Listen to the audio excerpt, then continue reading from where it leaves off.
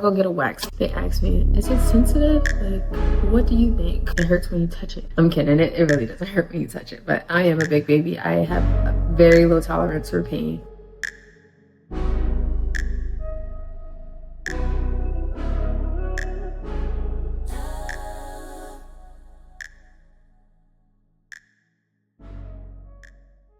Hey loves, it's Deja Marie, and today we're going to be talking about my C-section recovery. What that was like my first C-section, my only C-section, and how did I get to that point? So I'm going to start off with telling you guys a little bit about my pregnancy. I can make a separate video where I go more into detail. If you don't know already, I am trying to conceive baby number 2.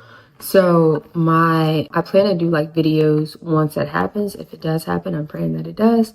We're going to speak that into existence for 2025 and be positive throughout this experience. It's been 13 months of trying, but we'll see what happens. Baby does to everyone who is trying. So my pregnancy experience. It was honestly like my pregnancy, I had a really like easy pregnancy. Like I didn't have any morning sick. I would feel him kick, but I remember there were times where I was worried because it wasn't kicking as much. So I would go in the shower, say his name, and rub my stomach, and that would help move him around, and then I would feel a kick. But it was pretty smooth sailing. I have a feeling that if I do get pregnant with baby number 2, I will get all the symptoms. Towards the end of my pregnancy, I had a few like road bumps that were unexpected. I had to go see a specialist when I was 36 weeks, I believe, because he was not quite, they were worried about his size. I remember the specialist told me, you'll be lucky if he's 5 pounds. And I remember I felt so like, honestly, whoever that lady is, she needs to be fired, especially if she's working with first-time moms, because I was like freaked out. Like I blame myself. I'm like, what am I not doing? Like I feel like I failed my baby. So I remember I started drinking a glass of milk every day, and I hate whole milk. I do. I will show you guys the brand that I use, but I hated drinking it. But for him, I did it. I said, you know what, I'm going to drink this milk. I also blame myself because I had COVID during my pregnancy, and I read online that COVID can cause like smaller babies, but I mean, it's not an exact science. There's no reason, there's no rhyme or reason, and there's no way that I will actually know why he was smaller when he was in my tummy. But when he was born, he was actually 6 pounds. I'm going to go off on a side story and before I go into my C-section, but when he was born, he was 6 pounds, 12 ounces. He was 20.5 inches long. I remember his first doctor's appointment, he was like in a 65th percentile. Now, like across the board, I mean, he's just giant from his dad's side. He's like 92 or 95% in height, 98% in head, like the circumference of his head. He has a big head. And I never really like noticed that until I saw him like next to babies his own size. And now might have been more than that. I have to double check. It's been so long. But now he's in like the 80th percentile for weight. He's just a big boy. He's definitely going to be a lot bigger than me. But that's where we are now. No worries. It's crazy though when you're going through that. I mean, I remember being glued to my phone, looking up, okay, if he's not 5 pounds, because that means that you're in the less than 10%. He's in less than 10 percentile, which is not normal. Anywhere between 10 and 90% is what they deem normal. You can go on and have a healthy baby, but I mean, when you read Google, it will just scare you. So if you're going through that, just know whatever the specialist says, it may not be the right answer. So anyway, let's get into my C-section journey. And I'm warning you guys, like this is such a sensitive topic for me because like even to this day right now, like I'm still like very sensitive about my C-section scar. I've actually never revealed it on camera, but what led me to get a C-section, I had a normal pregnancy. I planned to actually do a natural birth. And when I say natural, I was definitely going to get an epidural. If I could do it all over again, I would get a doula and get prepared from the beginning. But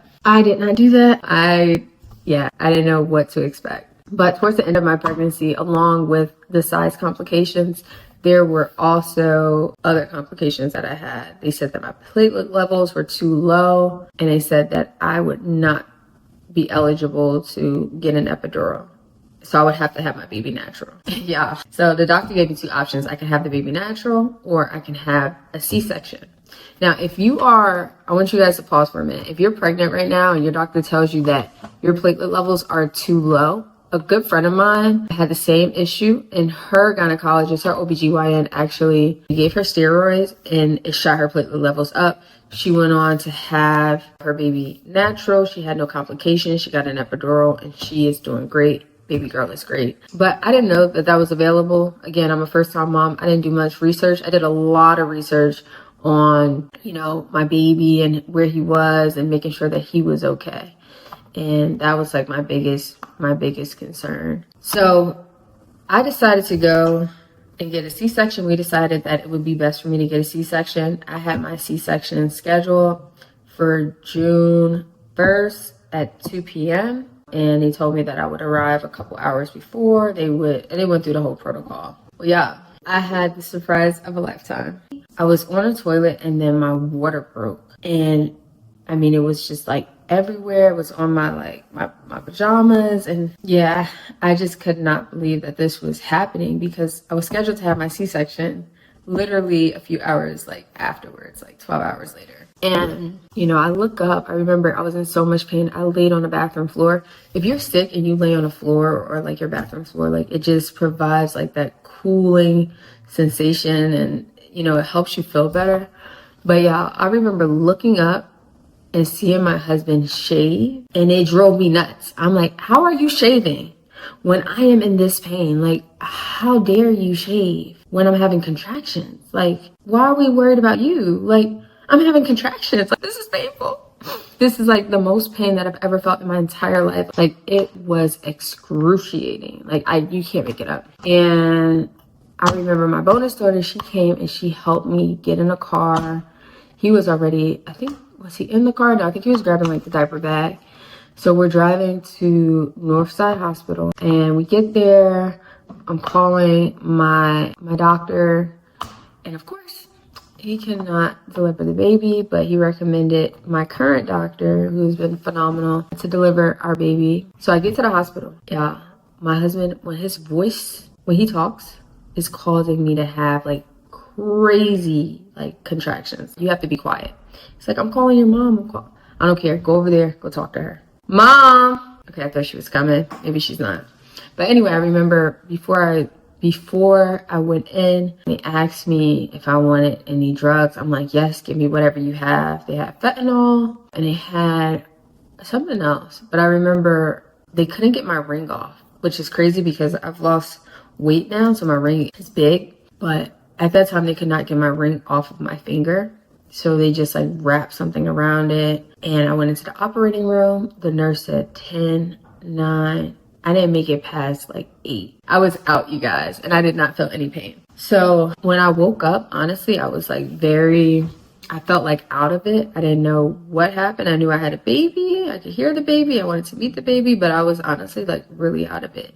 And you'll see in a video when the nurse actually hands me the baby, you could tell I'm just out of it. My husband had the audacity to FaceTime people while I'm sleeping. He had like 2 hours with the baby before I actually woke up.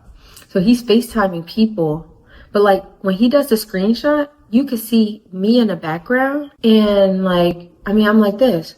Like, I'm like literally, I look like I'm in, I don't want to say the word, but yeah, I don't look like I'm here. I look crazy, y'all. So this is a very vulnerable video.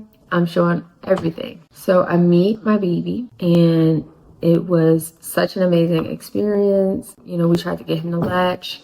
My husband set it up where I had like a really nice, luxurious, you know, suite in the hospital, and I stayed there. Actually, like they told me, I think they were going to release me on day 3, but I decided to stay like 1 or 2 extra days. But my recovery, you guys, like in the hospital, it was easier because you had the hospital bed that moves certain ways, and you know, my bed doesn't do that. And then also you just have the nurses, and one nurse told me, she had a C-section. She was like, get yourself a pillow pet. A pillow pet, and when you have to stand up, when you have to cough, put the pillow pet over, like press it on your C-section. It helped so much. Like my pain dropped tremendously. Not to say I didn't feel any pain. I still felt pain. Like it was hard for me to walk. It was hard, honestly, for my mom to watch me too, like to see her daughter, you know, going through that pain. But then we have this beautiful baby. It's well worth it. But yeah, it was crazy. Like, and I remember when I was finally released and I went back home, y'all, that made it was even more difficult. I tried to lay down in my bed the first night. That was a fail, like a major fail.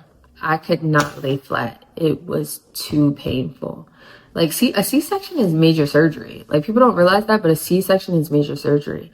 So it was too painful for me. I did not lay down in my bed. Actually, my husband thought that, like, I didn't want to be with him at one point. But the truth of the matter, because I slept in my son's, like, recliner chair for, like, 3 weeks because it felt better. Like, I couldn't sleep laying down. I needed to be like in a hospital position on, like, you know, not like a 90-degree angle, maybe like 120, but yeah, that's what I needed. That's what helped me go to sleep in the least amount of pain. So we did that.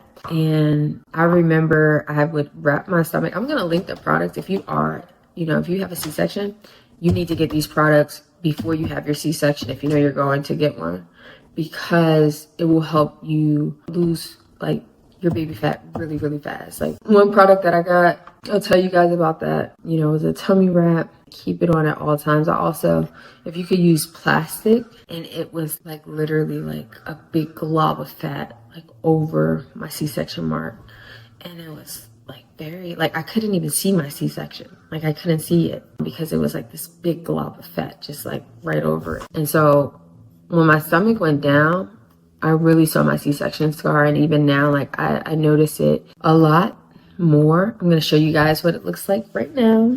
C-section reveal. So this is my C-section. It is, yeah, this is how I thought that I was going to look. I thought I was going to look like this when I gave birth, you know, a couple months later, bounced back quick. That was not the case for me. It took me a while. I heard that also if you breastfeed, that helps your body like return back to the state that it was before you were pregnant. If I do ever have baby number 2, I will be more intentional about learning how to breastfeed, and I'll help you guys with your milk supply. If you have any tips, leave them below. It takes probably, for me, it took me like 3 to 4 weeks to feel like completely pain-free. Yeah, but it's definitely like, it's something I've never seen before. Like, I've never broken a bone. I've never had surgery before my C-section. So to see this every day, like, okay, you know, it's who I am now. It's a part of me. But thank you guys for watching. That's my C-section story.